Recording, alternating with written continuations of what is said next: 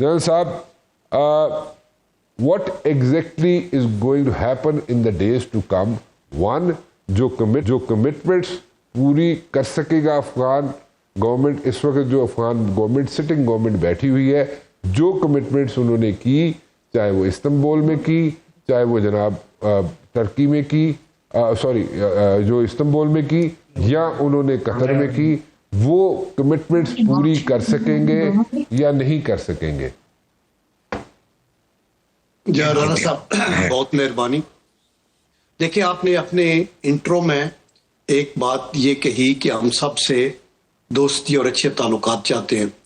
یہ وہ الفاظ ہیں جو قائد اعظم محمد علی جناح نے فیبروری 1948 میں جب ان سے یہ پوچھا گیا کہ آپ کی جو فارن پالیسی ہے وہ پاکستان کی فارن پالیسی کی بنیادی آبجیکٹیوز یا اصول کیا ہوں گے, تو انہوں نے 4-5 بیان کیے. اس میں نمبر 1 یہ تھا کہ سب کے ساتھ دوستی. نمبر 2 یہ تھا کہ کسی کے خلاف بھی ہم جہریت نہیں کریں گے, ایکسپینشنسٹ کا جو ڈیزائن ہوتا ہے وہ. تیسرا انہوں نے یہ کہا تھا کہ ہم یونائٹڈ نیشن کے چارٹر کو مینوان اس کے اوپر عمل کریں گے. اور چوتھا یہ تھا کہ ہم اوپریسڈ اور سپریسڈ نیشنز, یعنی اس وقت کشمیر کی بات اور پیلسٹائن کی, کہ ہم ان کے ساتھ خواہ وہ مسلمان ہوں یا کوئی اور مذہب کے لوگ ہوں, اگر اوپریشن کا شکار ہوں گے تو ہم ان کے ساتھ کھڑے ہوں گے as a matter of principle. اور last but not the least جو مین امپارٹنٹ پوائنٹ تھا وہ یہ کہ انہوں نے یہ کہا کہ انٹرنیشنل ریلیشنز میں ہم آنیسٹی اور فیئر پلے کو ہمیشہ آگے رکھیں گے. یہاں دوگلا پن ہے نا, منافقت ہوتی ہے.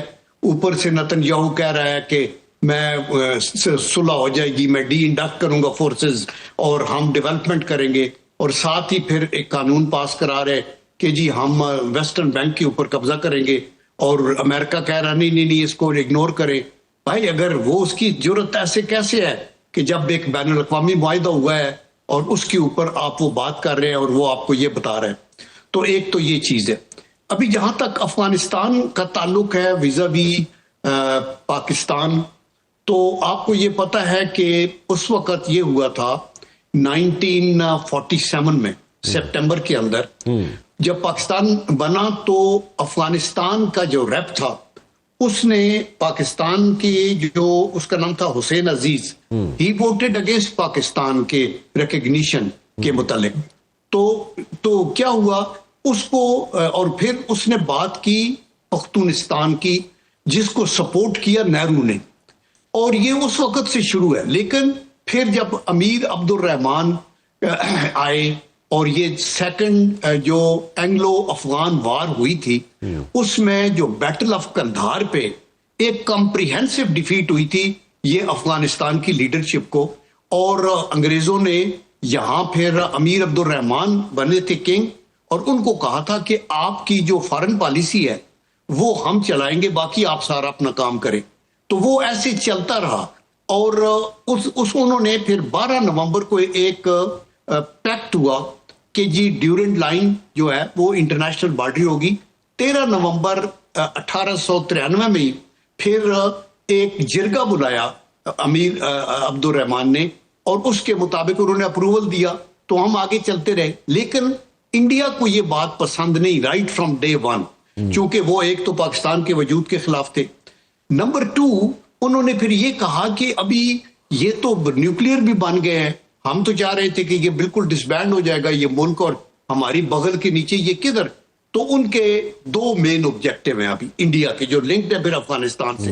نمبر 1 ان کا یہ آبجیکٹو ہے کہ ڈی نیوکلیئرائز پاکستان کو کرنا ضروری ہے, اور نمبر 2 کہ پھر یہ ہماری ہیجمنی کو قبول کرے, ہمارے جیسے بھوٹان ہے, مالدیپ ہے, جیسے چھوٹے ملکوں کو, تو یہ اپنی بات نہ کرے. اور اس کے لیے پھر انہوں نے نیریٹو تیار کیا. نیریٹو تیار یہ کیا کہ افغانستان سے ہم اسٹریٹجک انسرکلمنٹ ان کی کریں, اور اس کے لیے افغانستان کی سرزمین کو یوز کریں, اور ان کو یہ کہیں کہ آپ جو آپ کا نیریٹو ہو اور جو آپ کا سلوگن ہو وہ گریٹر بلوچستان اور گریٹر پختونستان کا ہو, اور اس میں جو ایلیمنٹس آف سبورین ہوں گے وہ یہ ٹی ٹی پی ٹائپ اور ادھر سے بی ایل اے اور مجید برگیڈ اینڈ آل دیٹ. یہ ابھی اس پوری پکچر کو آہستہ آہستہ، اور پھر یہ افغانستان کے اندر جب اس سے اور ایگراویٹ سچویشن یہ ہوئی کہ نیٹو کے لوگ نکلے تو پیچھے $7 ارب کا اسلحہ چھوڑ گئے. آپ کا کوشچن تھا کہ کیا ان کے اندر بساط ہے جو TTA والے ہیں، تحریک طالبان جو ہے افغانستان، کہ یہ اپنے کیے ہوئے وعدوں کو پورا کریں گے؟ میرے تو خیال میں I don't think so, because اس کی وجہ یہ ہے کہ ایک تو TTP کے لیے ان کا سافٹ کارنر ہے، سیکنڈلی جو ان کے دشمن ہے طالبان کے، القاعدہ اور جو ہے IS خراسان اینڈ آل، ان کے TTP سے اچھے تعلقات ہیں. تو یہ سمجھتے ہیں کہ یہ جو 6-7 ہزار TTP کے دہشت گرد ہیں، ان کو ہم نے اگر انائے کیا تو یہ ان سے مل جائیں گے.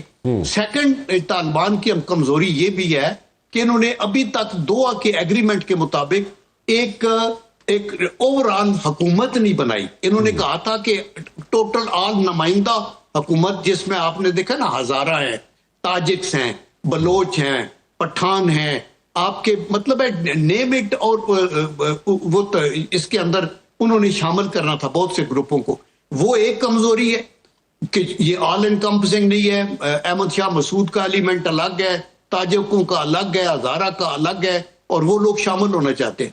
نمبر 2، القاعدہ اور IS خراسان اور ISS کا ابھی تک بھی جو فٹ پرنٹس ہیں وہ افغانستان میں ہیں، جس کا ڈر یہ ہے کہ اس کے جو نشانے پہ صرف پاکستان نہیں ہے، اس کے نشانے پہ پورا یورپ بھی ہوگا، امریکہ بھی ہوگا، دنیا پوری ہوگی.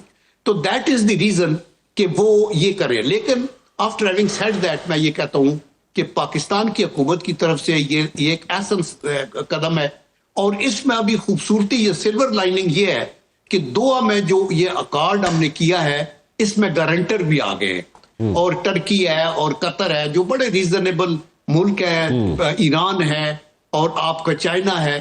تو وہ بھی دیکھیں گے کہ یہ ہو کیا رہا ہے، اور ان کو بھی تھوڑی اگلی گرومنگ کی جائے گی کہ ہمت کرو، مقابلہ کرو ود ان دی کنٹری، آپ اپنے حالات کو درست کریں، ہم ادھر ہیں آپ کو مدد کرنے کے لیے. تو آئے دن اگر یہ پوائنٹس ریز نہ کریں تو انشاءاللہ آئی ایم شیور کہ یہ شروعات اچھی ہو گئی ہیں، لیکن with a pinch of salt ہمیں یہ دیکھنا ہوگا کہ کل بھی انگو پہ حملہ ہو گیا اور اس طرح کے چکر چلتے رہے.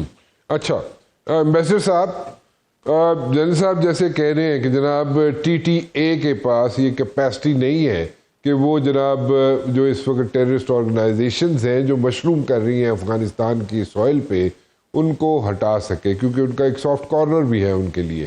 سو do you agree with this thing جی کہ ایسا ہی ہے؟ اور سیکنڈلی امبیسڈر صاحب، کمٹمنٹس جو بھی کی جاتی ہیں یا کی گئی ہیں ابھی تک سیکنڈ راؤنڈ میں بھی،